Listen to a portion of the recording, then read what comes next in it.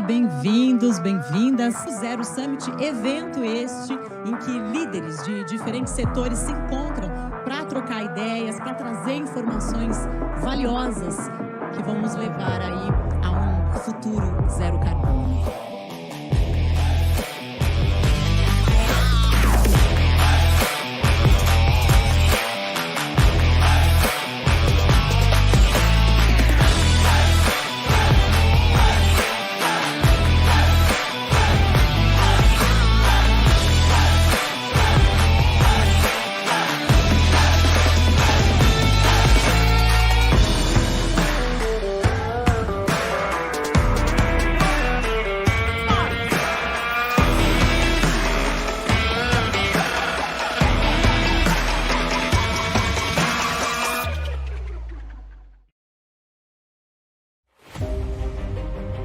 A evolução chega cada vez mais rápido.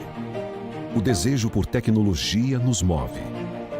A inovação avança a toda velocidade, principalmente na cadeia de produção alimentar, que precisa atender à crescente população mundial sem impactar os recursos naturais. Precisamos produzir mais, com mais sustentabilidade, preservação ambiental e eficiência, cultivando no campo a agricultura regenerativa. Neste cenário, nasce a NPP, Natural Plant Protection, uma divisão do Grupo UPL que busca promover soluções sustentáveis, baseadas em 3 pilares estratégicos: manejo regenerativo, fisioativadores e nutrição inovadora, que visam contribuir para a evolução da sustentabilidade na agricultura. Com a forte demanda pelo novo, pelo produtivo, pelo saudável, precisamos cuidar do solo, do agricultor, do consumidor e do planeta. O mundo pede sustentabilidade. O mundo pede NPP.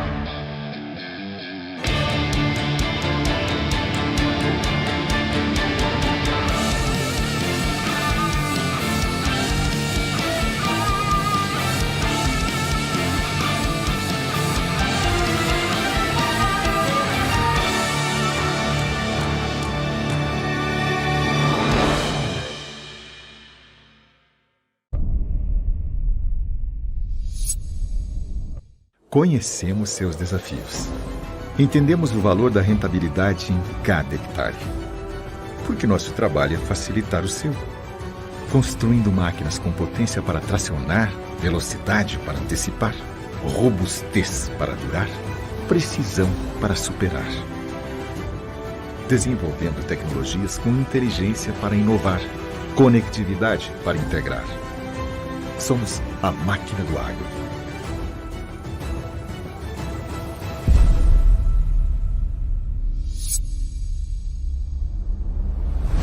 Valtra, sua máquina de trabalho.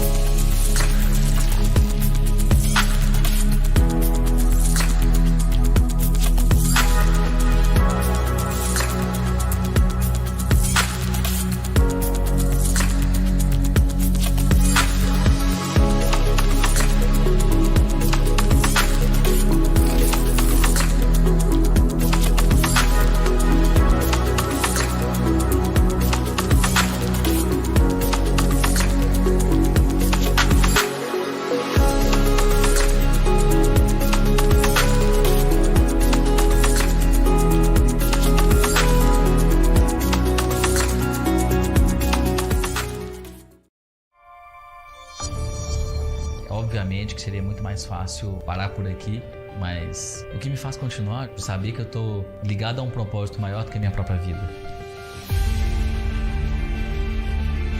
A Metrônica Energia ela se coloca como um agente transformador da sociedade. A gente, de fato, busca trabalhar sempre dentro da verdade, de não usurpar nas relações comerciais, e muito menos nas relações internas, do seu colaborador, o fornecedor de eletrônica e o seu cliente. A gente quer buscar excelência, buscar qualidade, buscar a melhor entrega possível, entregar nossa identidade para o mundo. O exemplo é uma pregação silenciosa, então a gente quer também liderar o mercado pelo exemplo. Nós queremos que outras empresas consigam enxergar em nós uma forma diferente de fazer negócio e fazer a mesma coisa dentro do seu mercado.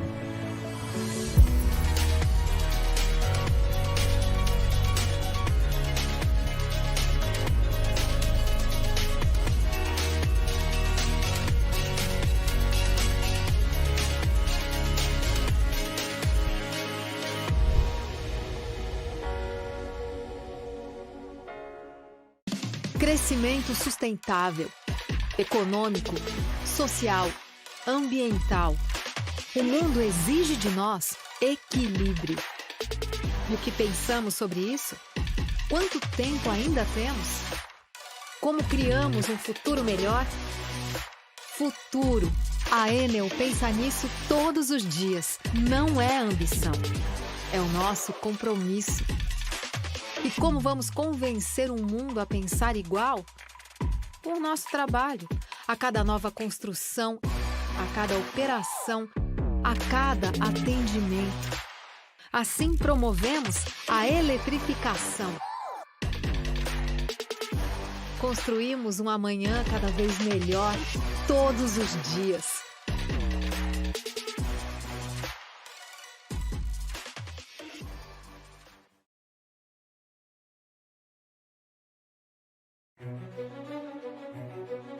A vida é feita de momentos. E direta ou indiretamente, a Bung está presente nos mais gostosos deles, fornecendo alimentos, ingredientes e combustíveis essenciais para o mundo. E para fazer parte de tantos momentos felizes, contamos com a nossa principal matéria-prima: gente. Apenas no Brasil somos mais de 6.000 pessoas. E paixão é o que define a essência da nossa identidade. Somos determinados e acreditamos em desenvolver pessoas. Confiamos em nossos colegas e construímos um ambiente onde todos se sentem respeitados e valorizados.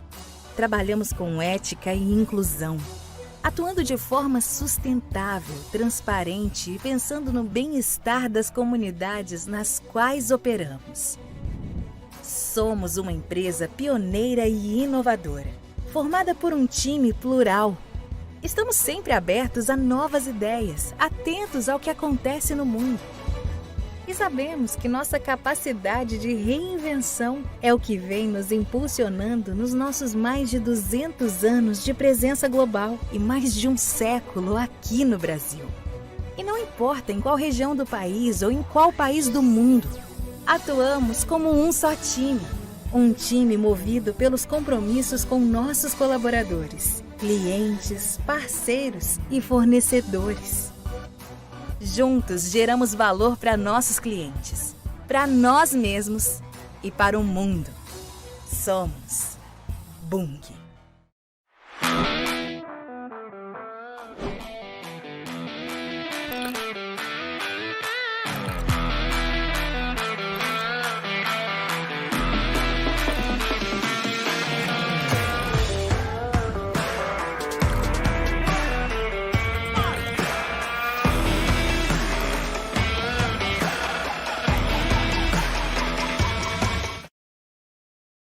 Teremos agora o último painel do evento.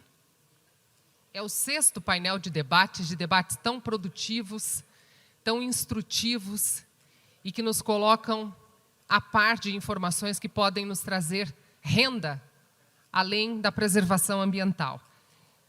O último painel terá como tema Mobilidade Sustentável e do Futuro. Será moderado por Lucas de Grassi, cofundador do Zero Summit, um dos 3 fundadores do evento.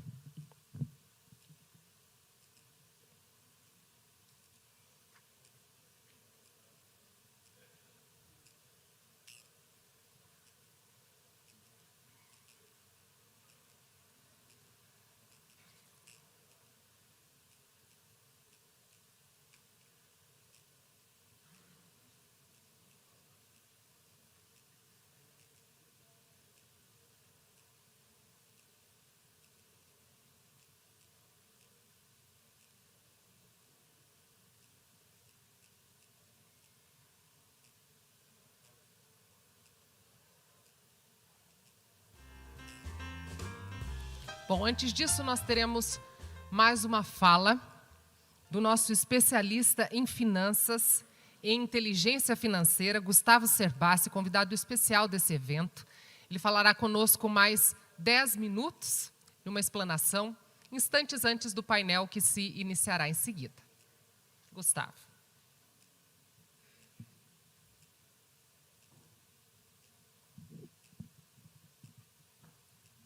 Muito obrigado. Bom, é uma honra estar em mais um painel aqui, agora falando sobre mobilidade sustentável.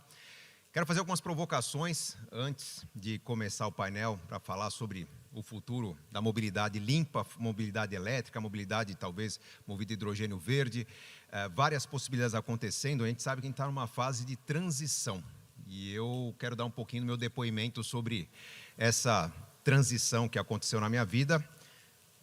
Por volta, lá no começo da pandemia, começo de 2020, foi quando eu aderi ao carro elétrico, me tornei embaixador de mobilidade sustentável da Audi, e foi uma experiência muito interessante. Por que embaixador de mobilidade sustentável? Quando eu dei atenção ao carro elétrico, quando eu fui conversar sobre o assunto, já provocava nas redes sociais uma discussão sobre um projeto que eu tenho na minha casa de campo lá em São Roque.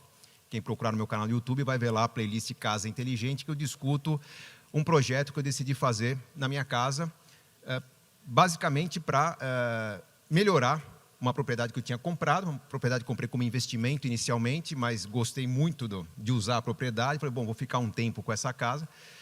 E decidi, num primeiro momento, eliminar o esgoto da casa. Então, não queria fossa perto da casa, porque quando recebia muita gente, a fossa subia rápido. Por subir rápido, cheirava mal. Eu preciso tirar o cheiro ruim da casa. Então, o projeto começou com tentar tirar o cheiro de esgoto. E conversando com especialistas, pessoas que estavam pela primeira vez fazendo aquilo numa casa, não era algo muito praticado, isso era 2016, veio a ideia do esgoto veio a necessidade de separar as águas da casa, então veio um sistema de captação de água, eu percebi que dava para ser totalmente independente do serviço de oferta de água do condomínio que tem a casa. Então, captando água da chuva, tratando água da chuva, usando essa água da chuva, parte para o banho, o que é banho destinado para a horta e pomar, o que era usado em descarga, vaso sanitário, era destinado para um biodigestor, eu percebi que eu poderia não mais depender de fornecimento de água e eu poderia não mais jogar nenhuma gota de esgoto no meio ambiente. Projeto alvenaria, cano, simples, barato, mas a água e esgoto muito baratos no Brasil. Vamos dizer que de carona com esse projeto, veio o projeto de colocar na minha casa uma usina de geração fotovoltaica, autogeração de energia, que naquele momento fez com que eu deparasse com uma linha de conhecimento, uma linha de estudo muito interessante, que é o sobrevivencialismo. As pessoas começaram a falar, cara, você não depende de ninguém mais. Você gera a própria energia, você capta a própria água. Lá em São Paulo, pelo regime de chuva que a gente tem, basicamente eu recebo água da chuva 9 meses por ano, 9 meses por ano a cisterna está quase cheia. Durante 3 meses eu tiro água do lençol freático através de um poço caipira. Não é um poço artesiano profundo, um poço mais raso. A única preocupação era que aquele poço não secasse. A gente passou 2 anos medindo o poço e a gente viu que a gente estava mais contribuindo com que retirando. Como que a gente viu isso? O que era um fio d'água na nascente do lado de casa se tornou uma pequena cachoeirinha. Sinal de que a gente estava injetando uma água tratada no lençol freático nos 9 meses de chuva, muito maior do que o que a gente usava nos 3 meses. E de carona veio a geração fotovoltaica, eu passei a não depender da oferta de energia. Isso num período em que nós tivemos bandeiras amarelas, bandeiras vermelhas, preço da energia subindo, combustível subindo mais recentemente também. E ficou muito claro que o fato de eu gerar minha própria energia, o fato de eu ter um deslocamento significativo com o meu carro, mais ou menos algo em torno de 500 km por semana, o fato de eu ter investido um dinheiro a mais num carro elétrico, transição, tecnologia de transição, as marcas premium, marca de luxo, como a Audi, são as primeiras a trazer a novidade, então estou pagando a mais por isso. O fato de ter feito esse investimento, estava muito claro para mim que haveria um retorno. A reforma geral da casa aconteceu entre 2016 e começo de 2018. Muita novidade sendo feita, atrasou a obra, obviamente, teve que refazer muita coisa, ela custou mais caro do que o previsto. Tudo que eu coloco no livro que o Gabriel mostrou agora há pouco, A Riqueza da Vida Simples, é o resultado do aprendizado que eu tive. Se eu tivesse esse conhecimento que eu tive no final da obra, lá no início, eu gastaria talvez metade do que eu gastei com a reforma. Mas estava muito claro que o retorno viria. A obra concluída em 2018, neste momento talvez mais uns 3, 4 meses, eu já tenho o payback do investimento na usina de geração fotovoltaica. Significa que daqui para frente, tudo que eu gastei na usina já está pago, tudo que eu usar de carga será um ganho, um excedente. O que significa que o que eu gastar na carga do meu veículo elétrico é lucro. Imagine 500 km por semana, num carro premium. Né? Carro premium, pessoas conscientes que não querem ter seu carro guinchado a qualquer momento por estar quebrado, vão colocar uma gasolina de alta octanagem, é mais cara. Então, estou falando de uma economia entre combustível e óleo da ordem de R$ 1.500 a R$ 2.000 por mês. O carro elétrico dá menos manutenção. É um carro que tem mais ou menos 10 mil peças a menos do que um carro da mesma categoria a combustão. Então, eu não troco óleo, eu não troco filtro, eu não tenho engrenagens, eu não tenho correias para trocar a cada 100 mil quilômetros. Eu lavo menos o carro. Por que você lava menos o carro? Porque o carro elétrico tem um sistema de frenagem mais inteligente. A partir do momento que eu tiro o pé do freio, já há um processo de frenagem com o sistema de regeneração cinética, o KERS, que já começa a desacelerar o carro. Quando eu aciono o freio, se não for um freio de emergência, eu não estou usando as pastilhas de freio, estou usando meio que como uma aceleração reversa do carro, carregando bateria. Numa situação de emergência, uma situação de alta velocidade, eu estou usando as pinças. Para vocês terem uma ideia, a Audi sequer prevê no manual com que quilometragem que eu vou trocar as pastilhas de freio. Não tem essa previsão. Vai checar a cada manutenção, a cada revisão, que é feita a cada mais ou menos 10 mil quilômetros, que não é uma revisão, eles falam inspeção, porque não tem troca de peças, poucas coisas são trocadas. Aperto de parafuso, aperto de suspensão, regula a porta, já que eu estou andando em São Paulo, né, rua esburacada. Então, o carro custa muito pouco para manter, o carro desgasta muito pouco, o carro suja menos. Estamos falando de gastar menos com aquela frenagem que gera, o Lucas conhece muito bem, aquele resíduo das pastilhas de freio altamente cancerígeno, o carro gera menos. Então, é um carro mais limpo, um carro que gera uma condução mais interessante. Privilégio de quem pode comprar um carro de luxo, privilégio de quem se planejou, né? A lógica do faça o que você tem que fazer até que você possa fazer o que você quer fazer, vale nesse momento de transição. Mas essa é a tecnologia que vem para as próximas gerações. Quando a gente fala de um carro a combustão, se eu quiser um carro de 10 cilindros, com biturbo, com uma tecnologia de aceleração, eu estou falando de uma tecnologia muito mais cara, muito mais complexa, muito mais eficiente do que um carro popular. Vamos estereotipar um pouquinho, né? Vamos pegar um carro chinês popular de entrada, né? Aquela engenharia que talvez tenha muito a ser desenvolvida. Há uma diferença muito grande entre os carros. Quando eu falo da engenharia entre um pequeno carro elétrico e um grande carro elétrico, a engenharia é muito parecida. O que nós estamos pagando ali? Estou pagando por conforto, por ergonomia, por sensibilidade tátil, por temperatura adequada, por silêncio, né? Carro elétrico faz barulho? A 120 por hora é o mesmo barulho de um carro a combustão, né? Carro a combustão a 120 por hora está com a rotação lá embaixo, a gente só ouve pneu e vento. Então, o que nós temos no carro elétrico? Uma tecnologia que, se minha filha tem um hoverboard lá em casa e eu tenho um carro de 5 passageiros, é praticamente a mesma lógica de funcionamento que está ali em prática. Eu estou pagando por conforto, por estética, por bem-estar da minha família. A tendência é que todos nós tenhamos à nossa disposição ou um carro elétrico ou algo parecido com um carro elétrico como uma possibilidade de compra nos próximos anos. Mais barato que a gasolina? Talvez não chegue a ser tão barato quanto foi o carro a gasolina mais popular, mas os carros a gasolina estão ficando mais caros porque estão perdendo escala, né? Quanto que já cresceu a tecnologia do carro elétrico, carro híbrido na Ásia, na Europa, faz com que se produza menos carros a combustão e esses carros a combustão estão ficando mais caros. Em pouco tempo, já haverá carro elétrico mais caro que o a combustão, não porque ele ficou barato, aliás, carro elétrico mais barato que a combustão, não porque ele ficou mais barato do que era a combustão, mas porque a combustão também ficou mais caro.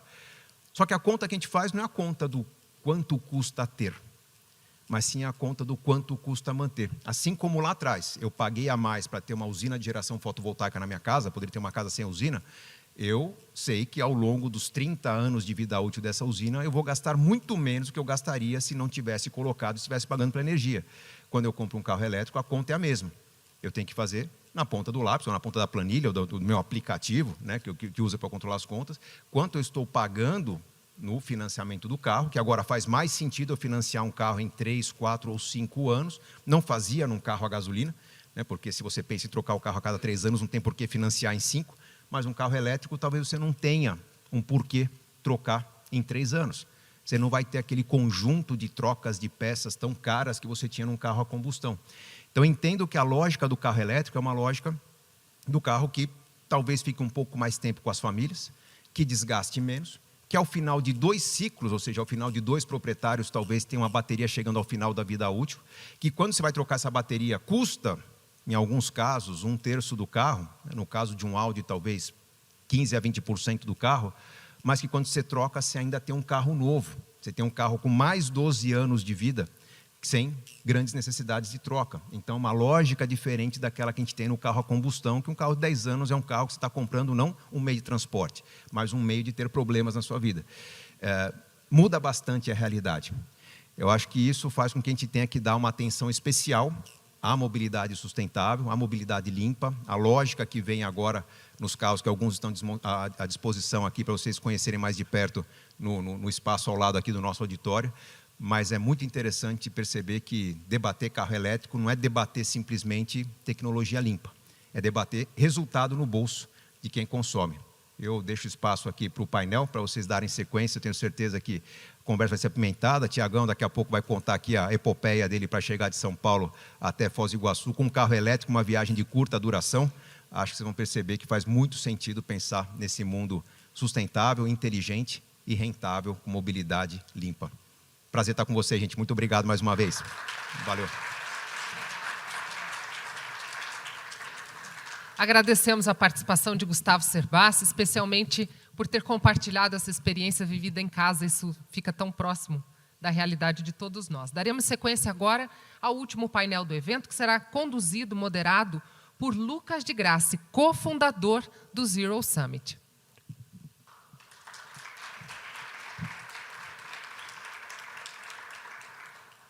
Convido para participar dos debates Sofia Maia, da Bloomberg NEF.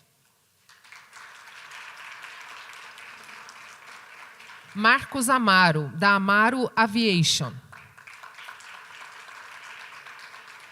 Tiago Alves, CEO da Regus and Spaces. Cid Viana, da Quântica, especialista em mobilidade urbana.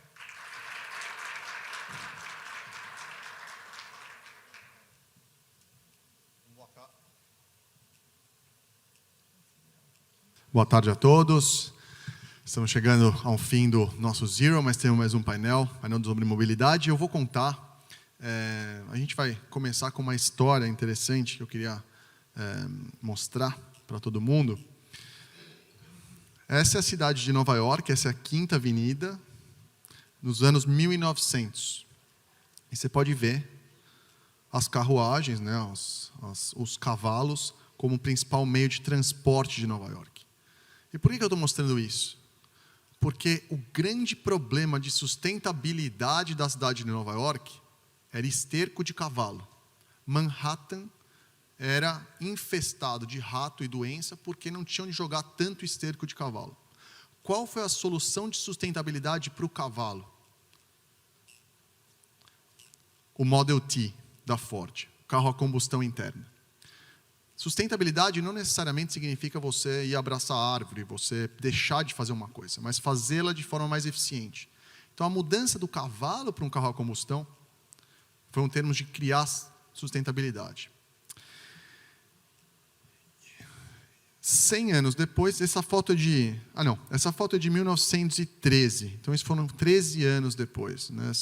É o famoso adaptação em curva em S, né? Você tem uma adaptação devagar e uma adaptação muito rápida, depois que é o que a gente está vendo no carro elétrico hoje. Mas antes disso, queria mostrar um outro carro, de 1899. Ele pegou uma bomba da guerra e criou um carro elétrico, literalmente. Esse carro é um carro francês, se chama Le Jamais Content. Foi o primeiro carro da história a passar dos 100 km por hora. O que ele era? Elétrico, em 1899. Então, o carro elétrico não é uma coisa nova. A tecnologia elétrica ela é muito mais simples e muito mais fácil do que motor a combustão.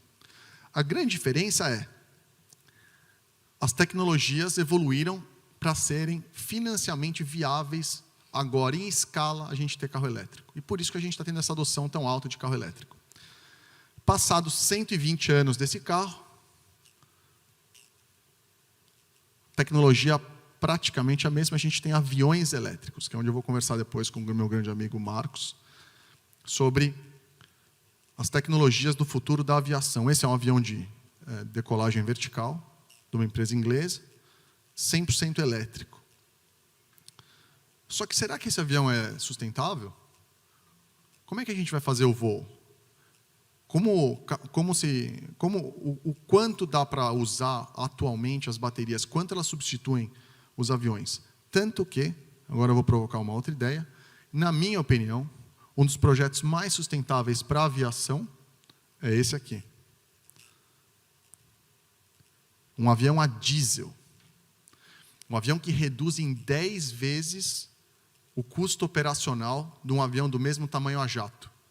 É um avião que custa $300 a hora, para você voar a 700 km por hora. Será que o futuro da aviação é elétrica? Ou será que o futuro da aviação é com biodiesel, feito no Brasil, de HVO? Essa é a pergunta na mobilidade. Não é necessariamente elétrico, não é necessariamente voltar a andar a cavalo é sustentável. Mas sim, quais tecnologias fazem sentido para a gente andar. E com essa provocação eu começo o nosso debate. Vou começar com a Sofia e perguntar para você, explicar para a gente um pouco, a Sofia que é da Bloomberg, New Energy, está aqui representando a Bloomberg, vai explicar para a gente um pouco qual é o panorama atual do mercado de veículo elétrico. Hidrogênio depois, né? Bom, boa tarde a todos. Meu nome é Sofia. Eu lidero o time de Energy Transitions da Bloomberg NEF em São Paulo. E, como o Lucas mencionou, eu vou trazer aqui alguns dados e um cenário de como o Brasil está transitando aí em questão da mobilidade elétrica. Bom, eu queria começar primeiro com uma pergunta que vocês podem guardar aí depois, que seria: qual é o país que vocês acreditam aqui na América Latina que tem a maior porcentagem de venda de veículos elétricos aqui na América Latina, que teve pelo menos em 2021? Bom, enquanto isso eu vou só dar uma colinha aqui, porque depois de 3 Covid fica difícil, né, lembrar. Eu vou levantar daqui. Bom, em 2021, a China, Europa e a América do Norte, eles corresponderam a 96% do total das vendas de veículos elétricos em 2021. Sendo que só a América Latina, ela representou 0,37% desse total. Quando a gente pega a frota total de veículos elétricos global, esse valor ele é meio assustador. Ele representou 1,5% da frota global até meados de 2022. E, afunilando um pouco aqui para a região da América Latina... É da frota global que está andando, né? Não é dos veículos novos registrados. Frota global Frota andando. global que está funcionando. Isso. E só um adendo que quando a gente fala em veículos elétricos, a gente considera veículos a bateria e também os PHEV, que são os Plug-in Hybrid Vehicles. E aqui a gente está falando também de veículos de passageiro. Então, sem considerar caminhões, etc. Então, só para voltar na minha pergunta inicial, na América Latina, a Costa Rica foi o país que mais vendeu veículos elétricos em 2021 e teve um share de 2,7%, enquanto o Brasil não está nem na lista dos top 3 e é o maior país da América Latina, com potencial gigantesco para desenvolver esse mercado. O share de veículos elétricos no Brasil foi de 0,8%. Quantos carros? Você tem informação de quantos carros a gente vendeu? Se eu não me engano, foram 12 mil. 12 mil, né? Coisa assim. 12, 13 mil em 2021. E com essa reflexão aí, eu queria trazer que... E um dado interessante é que esse 0,8, a maior parte disso foi de veículos PHEV, que não são só a bateria. Ou seja, no Brasil ainda há um receio para adesão de mais veículos elétricos, e eu acredito que um dos principais problemas aí, desafios, sejam justamente a questão da infraestrutura para carregadores elétricos E também a questão da falta de incentivo de políticas públicas, da falta de investimento, e a questão de biodiesel também, que eu acredito que depois o Cid vai comentar mais. Então, é um mercado que tem total potencial, tem um potencial gigante para poder ser desenvolvido. E a maior parte desses veículos também que são vendidos, como o Serbasi falou anteriormente, são veículos de luxo. Então, aqui no Brasil ainda é muito caro um veículo elétrico, a bateria, comparado com um veículo convencional, de combustão interna. Então, fica cada vez mais difícil, mesmo que muitos queiram transitar e fazer parte dessa mudança, dessa transição energética, ainda é uma questão de poder aquisitivo. E eu acredito que é basicamente isso. Assim, depois eu entro na parte. Eu concordo 100%. Um dos problemas do Brasil é o custo de capital, né? Se você olhar o veículo elétrico, se você rodar uns 200 km por dia, ele é mais barato você paga esse prêmio que você paga extra por comprar um carro elétrico. Imagina que você vai comprar um carro equivalente. O carro elétrico ele vai ser um pouco mais caro. Só que você vai economizar mais ou menos R$50 mil a cada 100 mil quilômetros rodados. Então, imagina que você compra um carro, um Fox da vida, que custe 50 mil. E o equivalente do Fox, talvez o Nissan Leaf, que custe 100 mil. Pô, mas faz sentido? É melhor comprar o Fox? Depende. Se você rodar esses 100 mil quilômetros em um ano, você vai economizar esses R$50 mil de delta de um carro para o outro em um ano. Só que se você não rodar, teve o seu custo de capital e a depreciação do carro. Então, o carro elétrico no Brasil faz sentido se você andar com ele. Na verdade, o case que mais faz sentido para carro elétrico é para veículo comercial e para veículo de transporte público. Por quê? Porque roda o tempo todo. Um exemplo muito interessante é caminhão de lixo. O caminhão de lixo é feito para ser elétrico. Todos os sistemas hidráulicos dele são baseados em pistões eletrohidráulicos. Você precisa de energia. Ele acelera e para. Não precisa trocar, não tem embreagem. Carro elétrico não tem embreagem, não tem marcha, não tem nada. Então, existem várias aplicações interessantes nesse mercado. Eu já vou perguntar para você, Thiago, a sua viagem, que eu sei que foi uma viagem interessante de São Paulo para cá com o e-tron. Eu já tive um e-tron, um carro excelente, porém o Brasil está um pouco atrás, né, na parte de recarga rápida, principalmente em estrada. Isso é outra coisa interessante. Se você tem um carro elétrico e se você roda até uns 180 km por dia, você pode recarregar numa tomada 220 da sua casa. Você não precisa de uma recarga rápida. Então, na cidade faz muito mais sentido. Mas antes de eu perguntar para o Thiago, eu queria falar com o Marcos. Primeiro, Marcos, obrigado por ter vindo. Um prazer que você está aqui com a gente. Eu mostrei aqueles 2 aviões.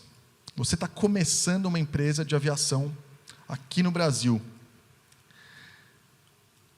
Aviação, eu acredito que seja um dos últimos pilares da eletrificação. Você vai ter esses aviões elétricos, que são mais helicópteros elétricos, mas eles são de curto range, né, você consegue voar a distância curta. Como é que você vê o futuro da aviação em relação à sustentabilidade? Vai ser com combustíveis, talvez, renováveis? Você vai ser com crédito de carbono? A gente estava conversando com o pessoal da MOSA agora há pouco tempo. Como é que você vê o mercado da aviação? Está aumentando o número de voos, o custo do combustível está aumentando também, vai ser algo que os clientes estão pedindo, vai ser algo que você vai oferecer? Como é que você vê esse mercado? Bom, primeiro, obrigado pela oportunidade do convite. Tenho 2 coisas antes de responder a pergunta para falar. Primeiro, a provocação é ótima, né? Você está melhor que o Clodovil na provocação, porque conseguir responder essa pergunta é a pergunta de $1 milhão para mais, né? Então já começou bem. Segundo, que você acabou de falar que está com Covid, então está uma maravilha. Só para trazer um pouco de humor aqui para o nosso encontro, né? Queria só dizer também que eu comecei minha empresa na Regos, viu? Não sei se você sabe. E muito bacana, a gente começou nesse espírito aí do coworking. Para a gente foi muito importante começar com uma mentalidade de startup e, de fato, poder vivenciar, né, um ambiente compartilhado. E a nossa empresa é uma empresa, né, de propriedade compartilhada. Nós somos operadores das aeronaves da Pilatus aqui no Brasil, nesse momento. e nós trabalhamos o chamado fractional ownership, que nada mais é do que a propriedade compartilhada e o time sharing, né? E quando a gente entra na questão da aviação elétrica, é claro que nós entendemos, e eu fico muito honrado de estar aqui nesse convite, por duas razões. Primeiro, que eu vejo, né, os fundadores aqui do evento, o Carlos, né, falando, fiquei muito comovido de verdade, porque percebo uma preocupação genuína em relação à ecologia, né? E a ecologia, principalmente no momento de polarização, né, que nós estamos vivendo, é uma saída para o humanismo, porque é uma maneira de você olhar a sociedade de uma forma solidária. Então, vocês estão de parabéns por estar realizando esse evento e pensando, de fato, no meio ambiente e no tipo de futuro que a gente quer entregar para os nossos filhos, né? Então, isso é uma questão muito importante. A IATA, ela já se comprometeu, né, com um long-term aspirational goal, que até 2050 a aviação toda ela vai ser zero carbono. Então, isso já é uma realidade projetada. Aviação comercial inclusa. Tudo. Então, isso já está no protocolo da IATA. Então, isso é uma coisa que vai acontecer. Então, obviamente, para nós, como você falou, nossa empresa tem 1 ano e meio de vida. Nós entendemos que nós precisamos estar muito ligados a esse debate, porque nos próximos 10, 15, 20 anos a aviação vai mudar. O que eu me pergunto e o que eu me preocupo é que, quando você fala em países, por exemplo, nórdicos, em países que têm políticas sustentáveis, governamentais, a maior parte dessas empresas de aviação que eu vejo, inclusive nós temos um engenheiro aeronáutico que hoje trabalha numa dessas empresas, tem muito subsídio do governo, né? Então, a minha preocupação é como nós, aqui no Brasil, vamos nos organizar não só na aviação, mas em outros setores, para poder criar políticas públicas a respeito disso, porque depender somente do capital privado vai ser muito difícil. Então, acho que essa é uma reflexão importante para a nossa abordagem no assunto. Então, para a gente competir globalmente com os subsídios de outros países, nas empresas de aviações de outros países, é uma coisa que não é teoricamente justa. A gente vai estar numa posição que, sem esse subsídio, vai ser difícil para o Brasil. Pois é. Eu vejo, por exemplo, grandes empresas como a American Airlines, a United, a Air Canada, que têm investido dinheiro dela nessas empresas, mas que, ao mesmo tempo, para elas, é um side business, por enquanto. Porque elas não pagam a conta delas com esse investimento. Isso hoje é uma coisa mais de marketing, né, que a gente acompanha, que é uma construção de futuro, que é uma promessa, mas ainda eu estava observando, né, as informações do carro elétrico, que hoje ele é competitivo e com o tempo vai se tornar mais competitivo em função... Na aviação é a mesma coisa. Hoje um avião elétrico ele chega a ser... a projeção é que possa reduzir 40% o custo de um avião convencional hoje. Então, isso é uma coisa de projeção, mas... Como eu disse, né, algo que nós vemos mais para o final dessa década do que para o começo. Num voo padrão, assim, um voo médio, qual é o custo simplesmente do combustível no avião?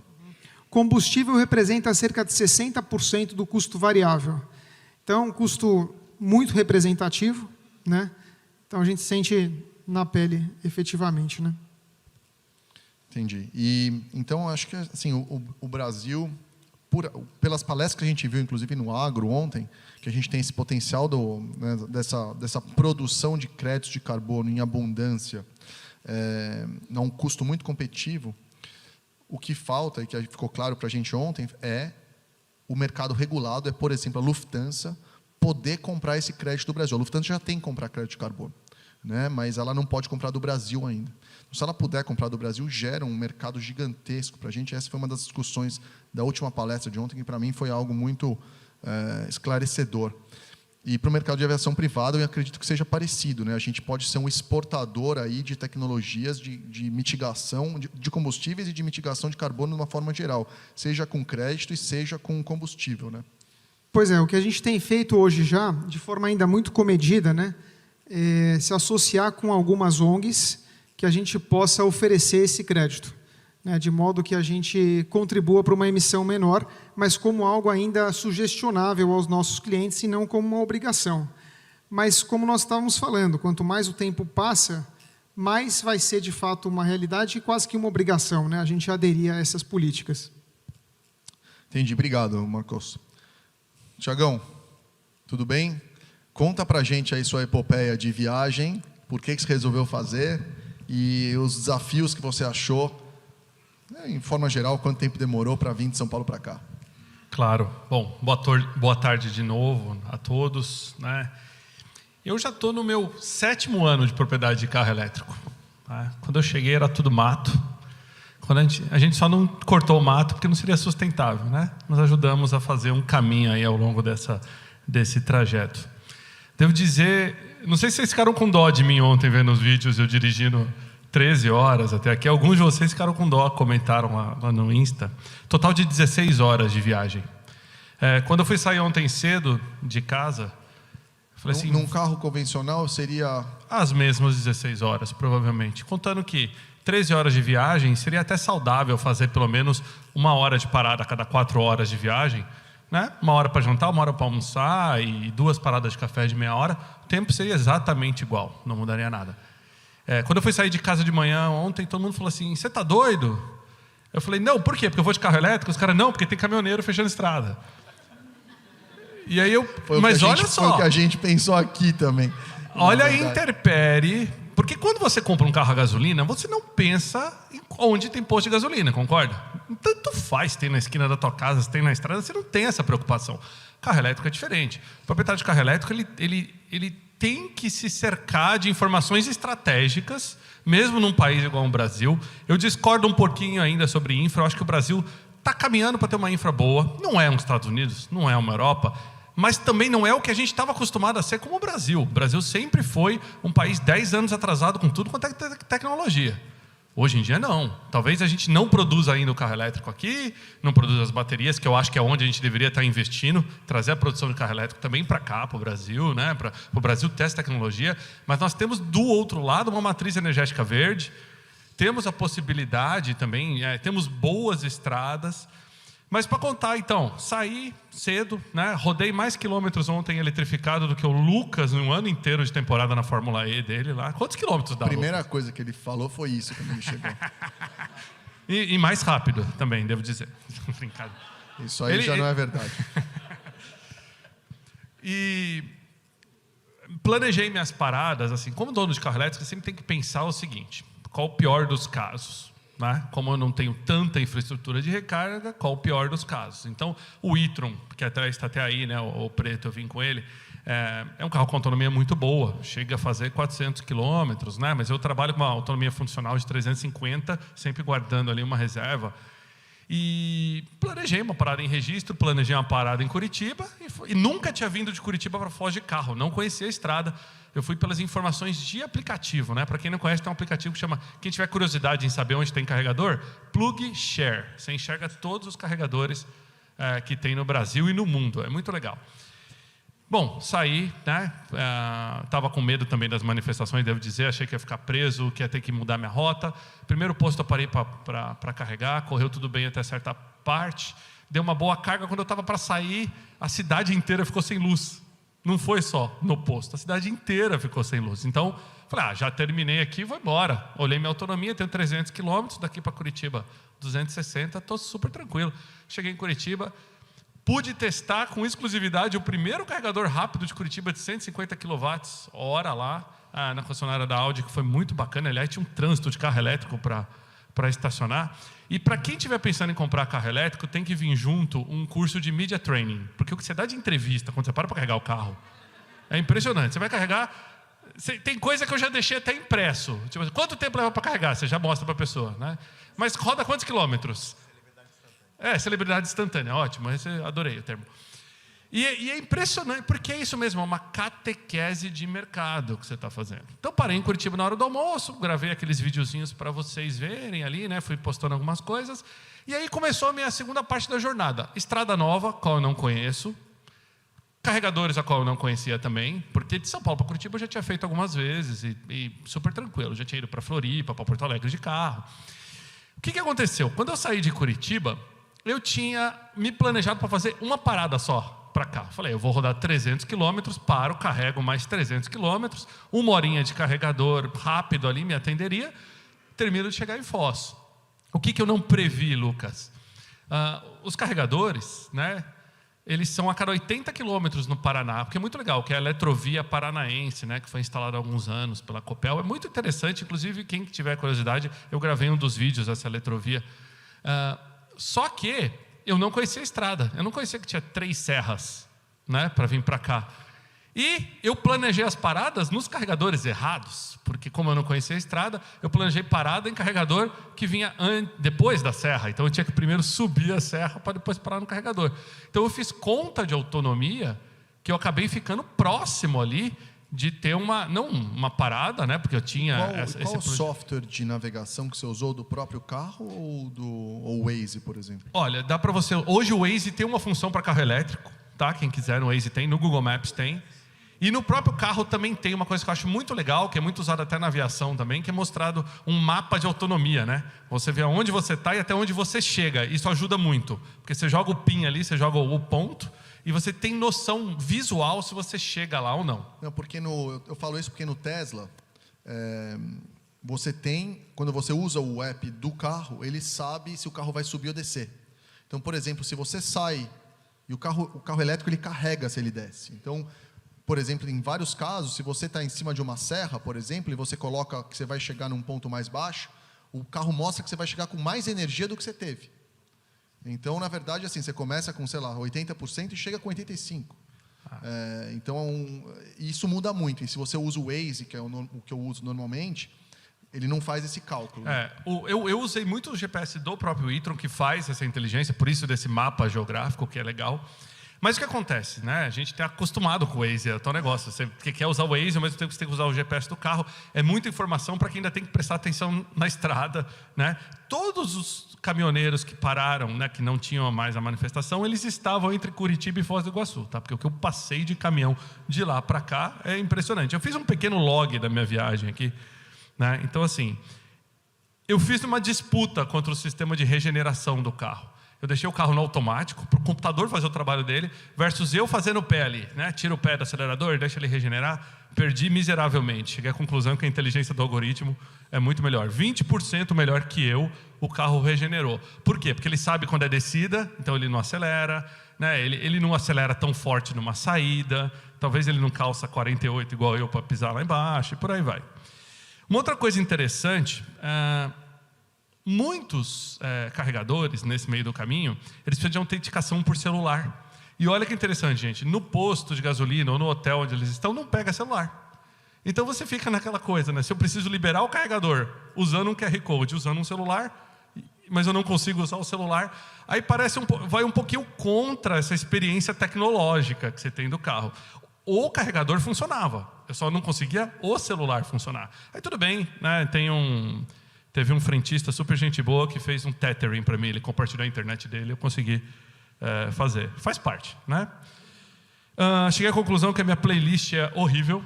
Todas as músicas que eu coloquei são muito ruins. E como eu fiquei sem sinal de celular um tempo, eram as mesmas músicas que tocavam durante um bom tempo. E eu fiz um negócio que eu até mostrei para vocês no vídeo. Só abrir um parênteses aqui para contar uma experiência das tecnologias novas, dos carros novos, por exemplo, do Tesla. Essa história de playlist é interessante, né? Algo que você não... toda vez que você entra no carro, tem que escolher, né? Sei lá, sua mulher entra no carro, escolhe uma outra playlist, tem que chegar e trocar. Nos carros novos, o carro já reconhece quem vai dirigir pelo Bluetooth do seu celular. Então, na hora que você chega perto do carro, o carro já reconhece que é você chegando na porta do motorista, já ajeita o banco para você e já coloca a sua playlist e a sua temperatura preferida no carro, sem você ter que fazer nada. Isso é um custo zero. É simplesmente um software que tem ali, conecta igual o Bluetooth do celular conecta com qualquer outra coisa e já bota o seu playlist. Então, mas assim, quando você tem um gosto que não é bom do playlist, não adianta, porque o carro não escolhe o playlist para você. Então, esse foi o meu problema. Só uma observação, a tua mulher já está sabendo disso ou não? Ela já está sabendo disso? Não, só sabe como eu consigo, pelo aplicativo aqui, mudar a temperatura enquanto ela dirige. Então, quando ela não sabia disso, ela estava dirigindo, eu botava a temperatura do ar-condicionado, 29 graus, 16 graus. E ela chegava e falava, pô, esse carro está maluco, vai ficar mudando de temperatura. Eu falei, não, isso aí é tranquilo.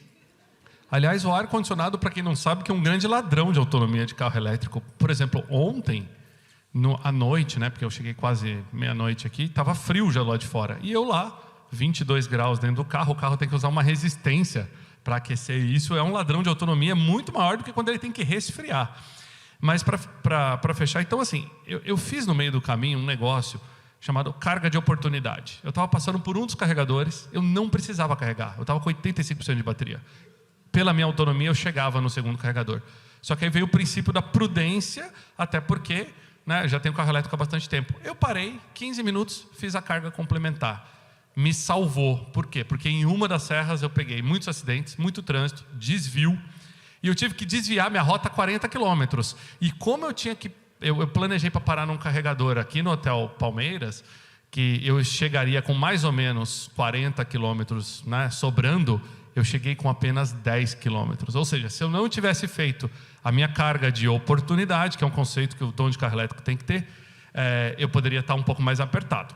Curitiba, a Foz do Iguaçu, vem super bem. O estado do Paraná é um estado EV-friendly, né? Ele é amigável ao carro elétrico, tem incentivo, tem isenção de PVA. É um estado que, um carregador a cada 80 quilômetros em estrada é o sonho de qualquer pessoa. Nós não temos isso em São Paulo. Se você sair pela Bandeirantes, você não chega em Campinas encontrando um carregador rápido na ida e na volta a cada 80 quilômetros. Então, assim, está aí de parabéns do estado. É lógico que dá para melhorar, dá para ter muito mais carregadores, Eu acho que faz parte agora do esforço conjunto de todas as marcas, né, do mercado entendendo o tamanho disso tudo, para que cada vez mais a gente tenha os carregadores rápidos, né? E eu acho que vem junto com a equação da Tostines vende mais porque é fresquinho ou não. Tem que ter mais carro para ter mais infra, tem que ter mais infra para ter que ter mais carro, né? Eu acho que a mobilidade sustentável ela é uma escolha, principalmente no mercado premium. Porque o preço de um carro elétrico hoje no mercado premium para um carro similar à gasolina é igual. Né? Se você entrar na concessionária da Audi, você precificar entre um litro e um Q7, um Q8, você vai ter o mesmo preço. Isso aí foi quando você gastou? Não. Isso é custo de pedágio de lá para cá, desse mapa. Que, na verdade, eu nem gastei. Quanto você economizou de CO2 e de... 250 quilos de CO2, de acordo com a Iniciativa Verde, calculadora de CO2. 2 litros de óleo que seriam trocados, né, nesse período, né, com quase 1.000 quilômetros para um carro similar. Isso equivale à vida de uma árvore por 30 anos ou 6 metros quadrados de floresta. Imagina quando a eletrificação foi em massa. Imagina quando todos os carros estiverem com essa pegada. Olha que benefício para o meio ambiente. E só para fechar, assim, brincadeiras à parte, mas foi a primeira viagem longa que eu fiz que não tinha 2 crianças atrás perguntando se já estava chegando. E isso foi muito interessante também, foi uma experiência nova que eu não tinha tido, entendeu? E eu achei que tem tudo a ver com essa questão de uma mobilidade verde, sustentável, né? Mas foi muito interessante aí a experiência. Da próxima vez você me convida para ir com você. Boa! Pô, muito legal, Thiago. E a relação de custo mesmo, de combustível e elétrico, quanto foi? Olha, se eu tivesse para, vamos falar, 1.070 quilômetros, que foi o que eu rodei ontem, vamos falar, num carro similar, né? Um SUV de grande porte. 100 litros. Até mais, né? Eu acho que carro 10 por litro desse tamanho é difícil. Tá, tudo bem, talvez uns 8. Vamos falar que seja 150 litros, chutando baixo. Uma gasolina aí média na estrada de 4, 5 reais, teria gastado fácil 600, 700, 800 reais. Aí depende do carro.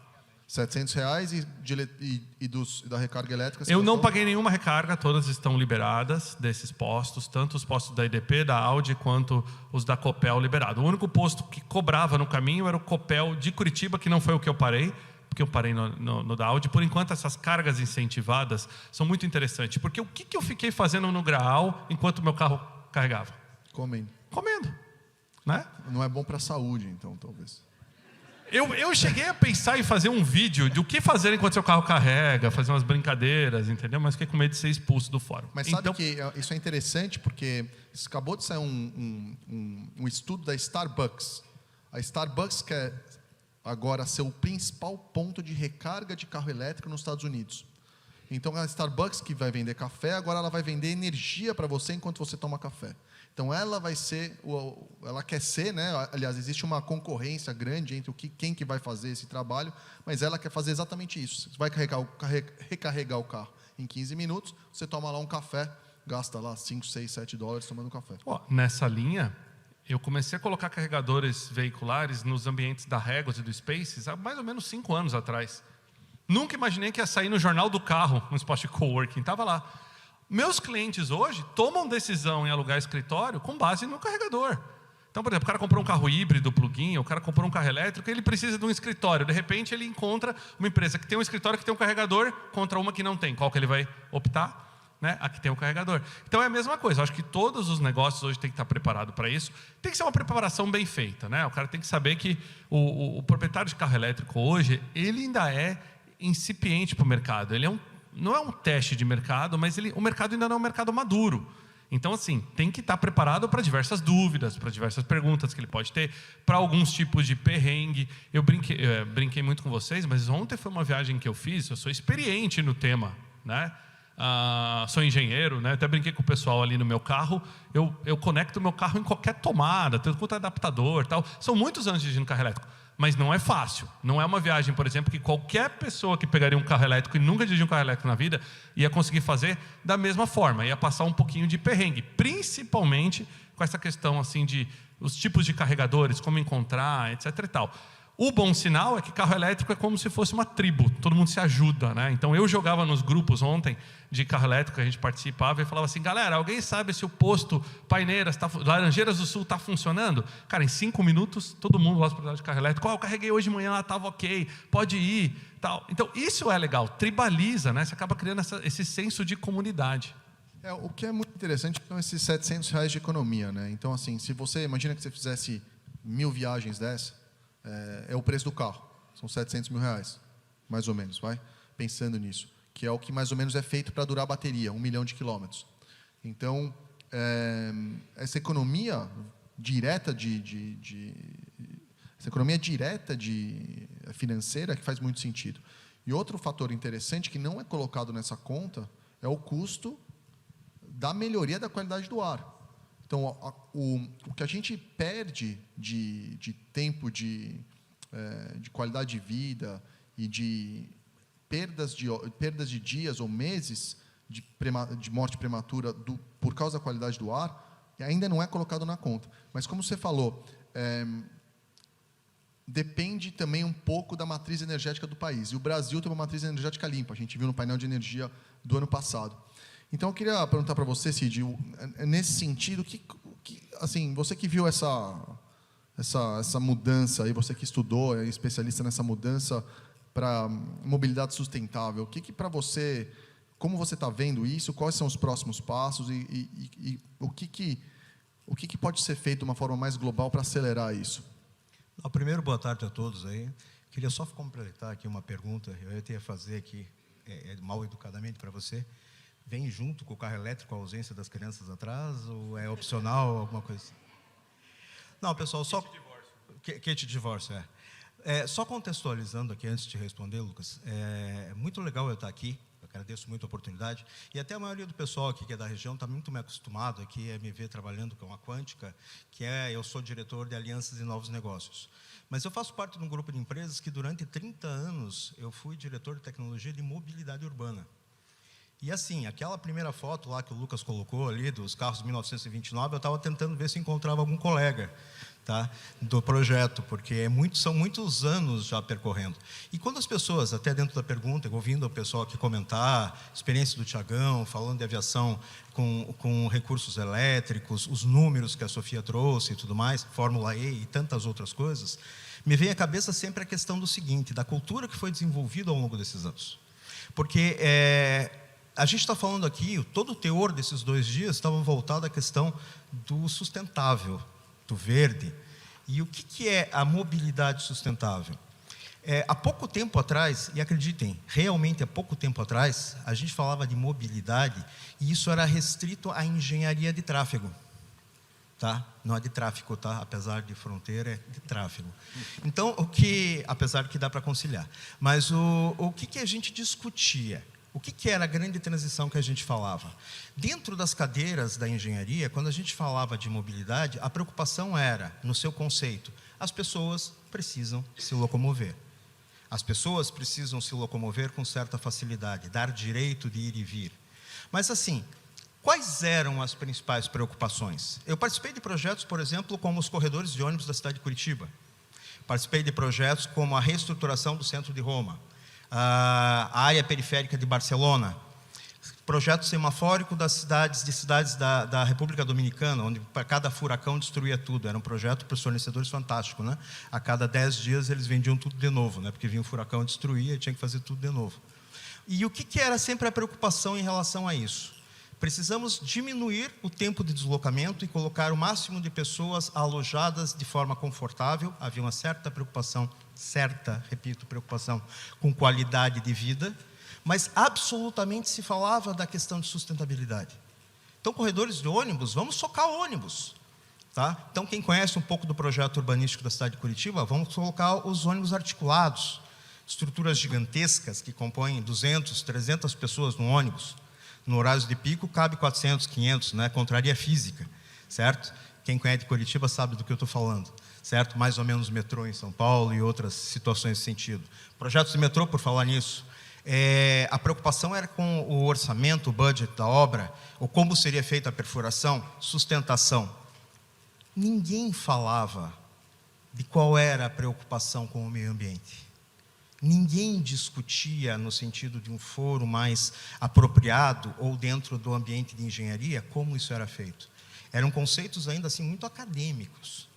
Então até o Lucas, quando a gente estava ali fora, ele virou para mim e falou assim: vou perguntar para você sobre o futuro do etanol, né?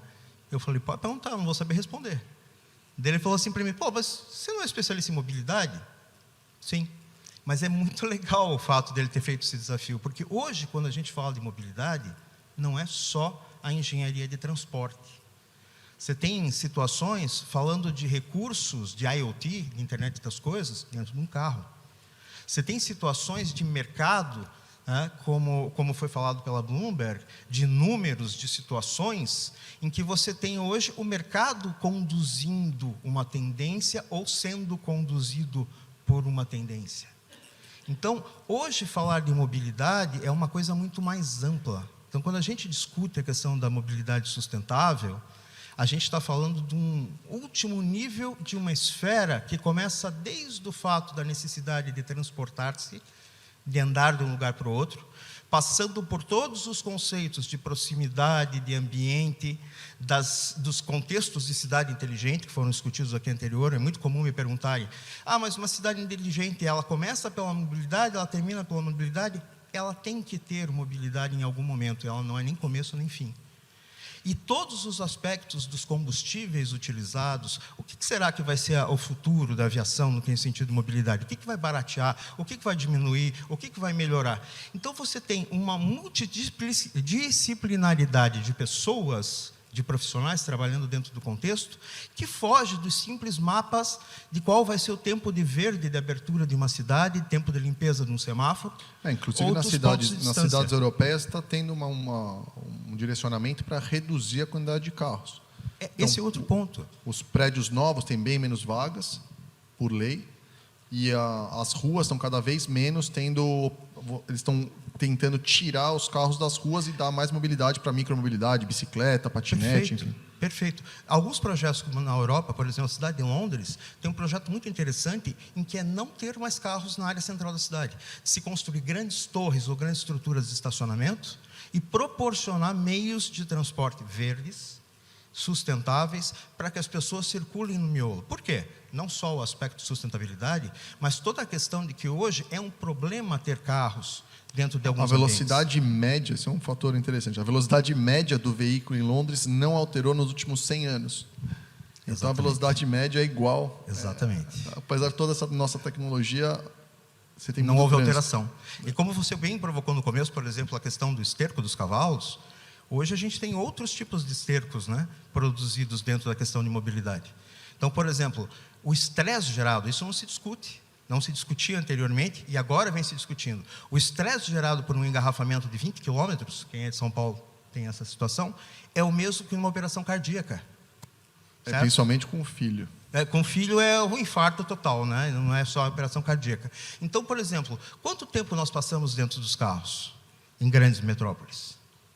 Então, falar de mobilidade sustentável transcende qualquer situação de discussões meramente de tipos de bateria, modelos de carro, modelo de transporte, distâncias, passa por uma esfera de discussão tão grande e tão multidisciplinar que, como o Tiagão falou, todos os, como ele falou, especialistas em perrengue, são tantos perrengues ao longo do contexto e a gente tem muito para caminhar ainda.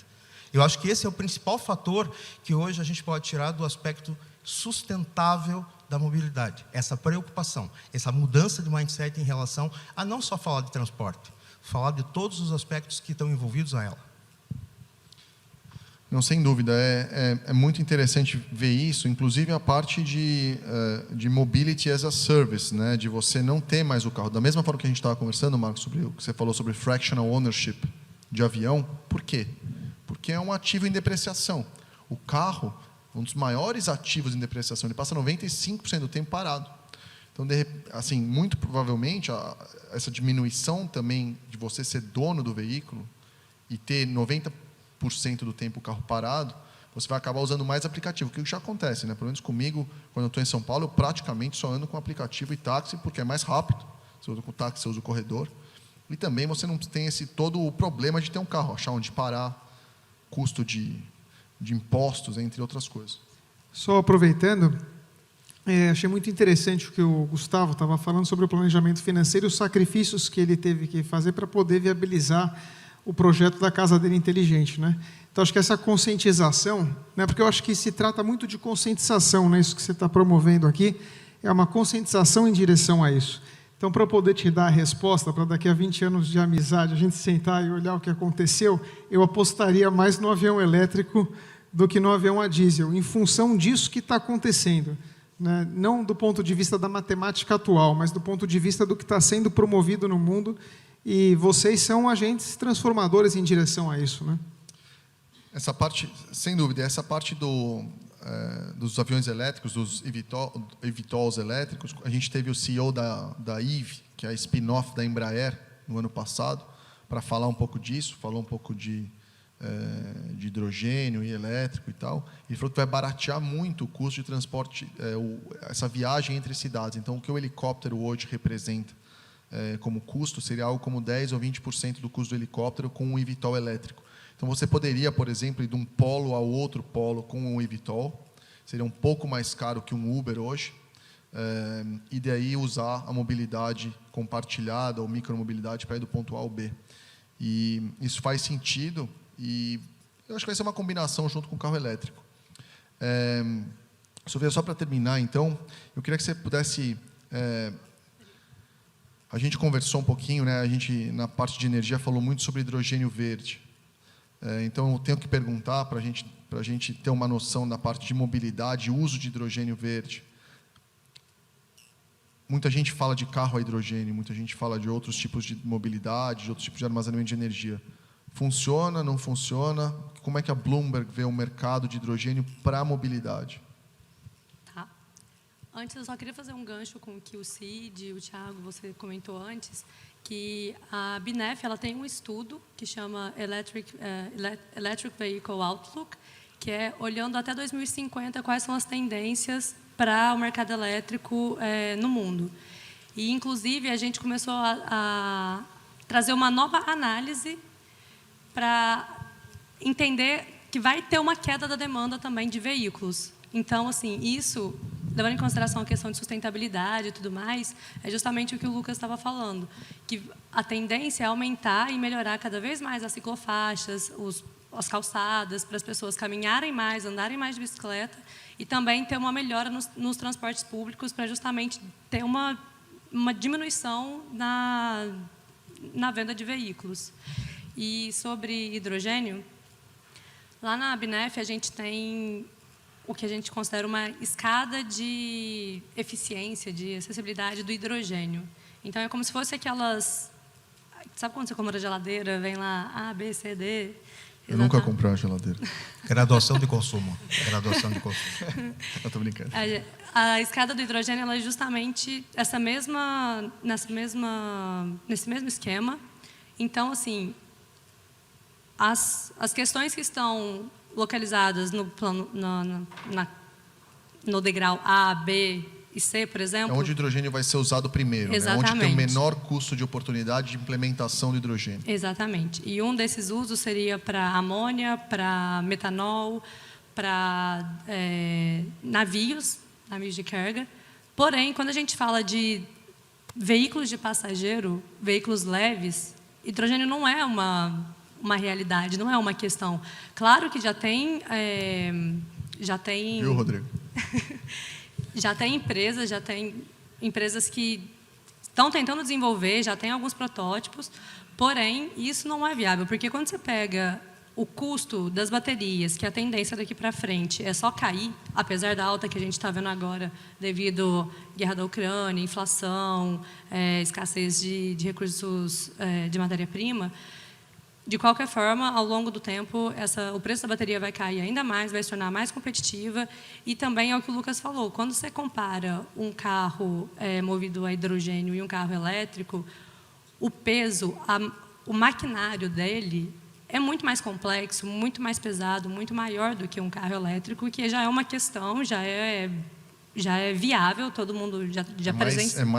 O maquinário é mais complexo para o hidrogênio, né? Sim, para o hidrogênio. Agora, de cabeça, eu não vou saber quantos quilos a mais seria para ter um maquinário para um carro a hidrogênio comparado com o elétrico, mas, de fato, o elétrico é a solução. E daí hidrogênio seria usado mais, por exemplo, para caminhões de longa distância, né? Ou navios, ou talvez se arrumar uma forma de armazenar o hidrogênio para aviões também, o que precisa de alta densidade energética. Né?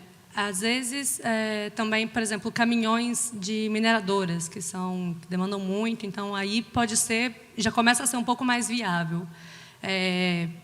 Mas mesmo para caminhões normais, assim, ainda vai demorar, provavelmente lá para 2040, que vão começar a desenvolver e ter um pouco mais aí no aumento da frota desses carros. Então, eu vou abrir para pergunta, se alguém tiver alguma pergunta. Ô, Lucas, deixa eu trazer uma informação que eu acho que tem tudo a ver com o que foi comentado agora. Uma notícia da 4 Rodas agora. Ó. A Audi anunciou que a partir de 2026 apenas vai lançar carros elétricos, nunca mais vai produzir novos modelos a gasolina. A partir de 2050, ela quer atingir 0 emissão de poluentes no mundo, em toda a fábrica de operação dela. Assim como a Audi, várias outras montadoras fizeram anúncios recentes de que, a partir de determinado ano, seus veículos vão ser ou 100% elétricos ou movidos a biocombustível apenas. Eu acho que a gente está vivendo num momento, e é uma beleza, a gente está vivendo nessa década, dessa transição de mindset, inclusive. Quando que a gente imaginaria empresas de marca esportiva que o cliente compra muitas vezes por causa do ronco do escapamento, está falando para a sua base de cliente, sabe aquele R8 que você gosta, que você acelera e faz barulho? Então, eu não vou vender mais. Daqui a pouco é só elétrico. Então, acostuma com o e-tron GT que está aqui, porque é esse aqui que eu vou vender. Se vocês quiserem ver o e-tron GT que está aí, ele tem uns 700 e poucos cavalos. Esse carro anda mais que o R8. Lucas, só uma última frase, a gente está com o tempo estourado aqui. Não, tem uma pergunta do Rodrigo ali. Só complementando aqui, Rodrigo, roubei tua vez. Tem com outras perguntas. Só complementando aqui. Um ponto importante quando a gente fala de mobilidade urbana sustentável, que não é só melhorar a eficiência dos meios de transporte, é reduzir a quantidade de carros. Por isso que vem dentro dessa linha. Eu sou Silvia. Eu assisti uma entrevista do Lucas, onde ele falou sobre a mobilidade das bicicletas elétricas, que você tentou trazer e teve muita dificuldade. Essa dificuldade é mais com relação aos custos, à bateria ou à aceitação desse item para as pessoas? Porque me parece, sim, que é um recurso muito simples de ser usado, muito barato, para que as pessoas possam, por exemplo, numa cidade como Foz do Iguaçu, que não tem grandes elevados, para a gente poder usar no dia a dia, trocando carro até para trabalho, escola e um monte de outras coisas, né?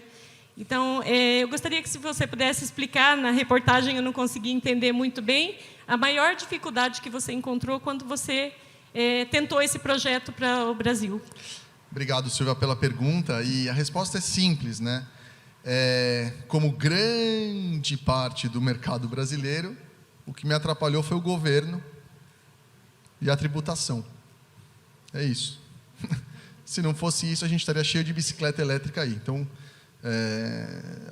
na bicicleta elétrica, se vocês não sabem, você paga 86% de importação, de imposto de importação sobre as peças, mesmo as que não são produzidas no Brasil. E quando você vende, aí você coloca todos os custos de operação, maquinário, etc, etc. E quando você vende, você paga 35% do preço de venda em IPI. Então, por isso que você tem que comprar uma bicicleta aqui de R$40 mil. Senão a bicicleta custaria 7. Na verdade, a minha bicicleta custava, para fazer, cerca de $200 a bicicleta. Só que eu era obrigado a vender a R$10 mil por causa da tributação.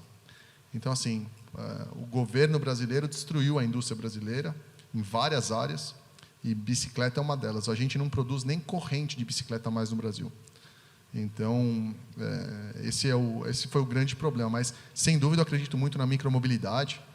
Inclusive, fundei agora um campeonato de patinete elétrico, campeonato mundial de patinete elétrico de alta velocidade, chegam a 120 km por hora. A gente continua inventando coisa aí para a gente promover a mobilidade elétrica de alguma forma. Eu sou João Pedro, sou estudante de engenharia mecânica. Foi muito falado sobre mobilidade e acho que o grande foco foi a questão do carro elétrico, mas também talvez puxando um pouco para a cidade inteligente, que acho que aqui em Foz do Iguaçu mesmo, né, nós temos na Vila A basicamente um bairro inteligente já sendo testado e aplicado também. E a gente vê muita questão do semáforo inteligente, câmeras que reconhecem o rosto e coisas do tipo.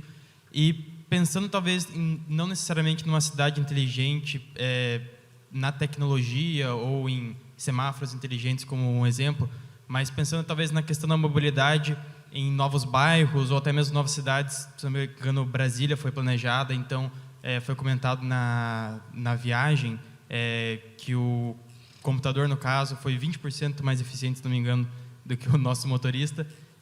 Então, quem sabe, talvez essa possa ser uma das soluções, pensar em cidades planejadas ou novos bairros, novas comunidades, pensando nessa questão até, às vezes, o relevo da região, a questão de como as ruas são feitas, se tem mais ou menos curvas, se às vezes a questão dos semáforos mesmo, ter uma certa sincronia para que o motorista não precise ficar freando e acelerando.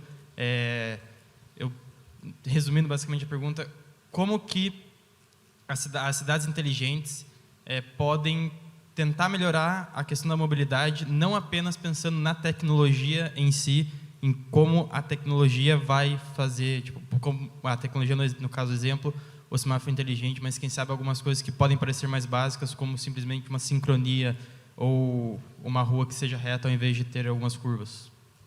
Não sei quem pode responder a pergunta. Posso... A gente teve um painel agora, recentemente, falando exatamente sobre isso. Mobilidade é um dos pilares. Tecnologia, comunidade, sociedade, sustentabilidade. Mas a gente não sabe construir cidade. Se você pegar, por exemplo, a cidade de São Paulo, aonde estão os centros comerciais, centros de escritório, não são onde as pessoas moram. A gente faz com que todo mundo saia da zona norte, leste, oeste, sul, para vir para o centro da cidade. Então, a forma como as cidades existem, elas já não favorecem.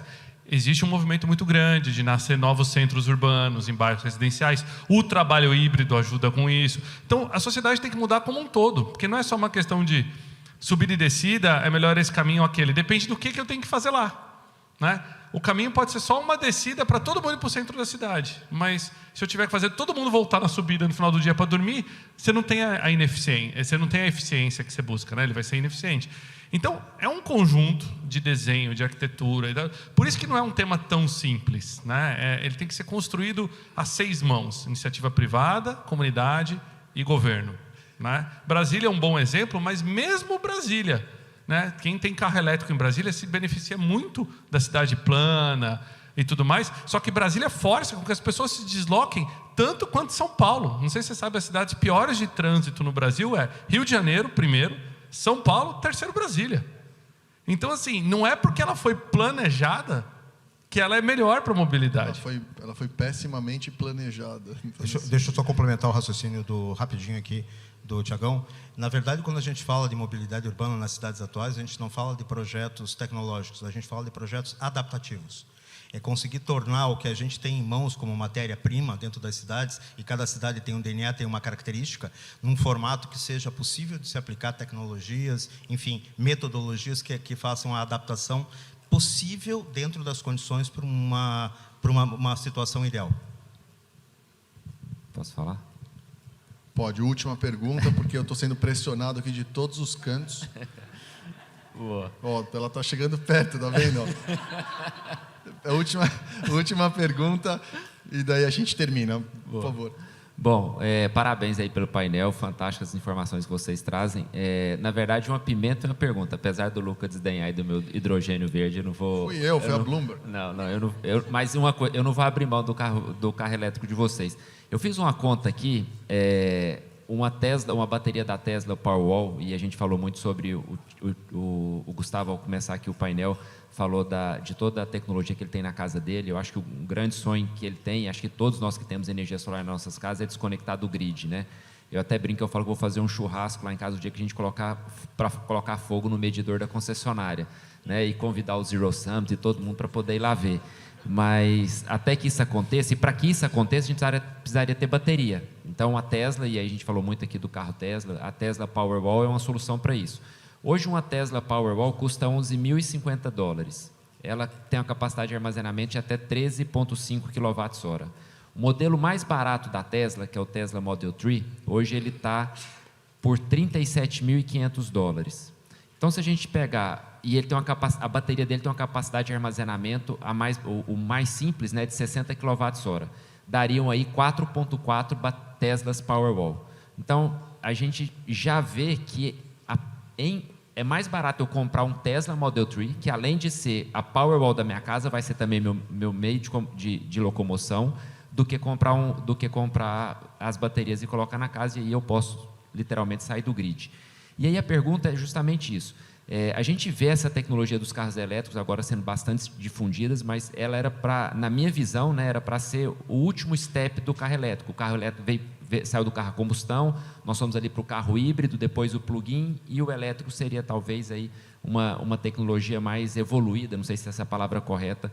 E aí a visão que vocês têm, realmente aconteceu isso? O carro elétrico ele mata o carro híbrido e o carro plug-in, ou não? Eles vão ter sim, eles vão ter oportunidades de ainda surfar um mercado, ou o carro elétrico tira todo esse mercado do carro híbrido e do carro plug-in? Como qualquer transição energética, você tem usos específicos para cada coisa. Então, por exemplo, se você quiser ter um carro elétrico no Catar ou na Arábia Saudita e achar que isso é economicamente viável, não é. Um carro que você abastece lá, gasta 10 centavos o litro da gasolina, é muito mais viável você ter um carro a combustão. Agora, você ter um carro a combustão, por exemplo, no Havaí, que você precisa transportar o petróleo até lá, é um dos petróleos mais caros que tem, já faz muito mais sentido. Ou se você tem perto do Equador, onde tem muito sol, você consegue carregar, por exemplo, na sua própria casa. Então, vai ser uma combinação de tecnologias. A tendência o motor vai ser elétrico, porque carro elétrico significa o motor é elétrico. Como você guarda a energia para usar aquele motor elétrico, isso que é o gargalo, isso que vai mudar. Se a bateria vai ser de lítio-íon, vai ser de lítio ferro-fosfato, se vai ter cobalto ou não vai ter cobalto, se vai ter o catodo de silício ou não vai ser de silício, ou de grafite, ou se vai ser bateria de grafeno, que é o próximo passo, ou bateria de solid state. Tem uma série de tecnologias sendo desenvolvidas e cada uma vai ter um use case. Então, políticas governamentais, subsídio para você ter carro privado, subsídio para o transporte público. Vai ser uma combinação de vários fatores. A tendência para a gente ter uma matriz completa sustentável de emissão zero, o carro ele vai ter que ser elétrico em grande parte do mundo. Não dá para produzir etanol para o mundo inteiro, em escala, para tudo. O Brasil é super competitivo de etanol, dá para usar etanol aqui durante várias décadas, vai dar. Então, assim, de novo, é uma combinação, mas a tendência geral é essa. Legal. Bom, com isso eu termino o painel. Desculpa o atraso de novo. Queria agradecer a Sofia, o Marcos, o Thiago, o Cid. Muito obrigado. E o tempo de vocês e o tempo de quem assistiu a gente também de casa. E todo mundo que participou do Zero, o Carlos e o Rodrigo, o Mário e o Arthur, principalmente o Mário e o Arthur, que organizaram o Zero. Então, uma salva de palmas para eles. Uma salva de palmas para eles, por favor.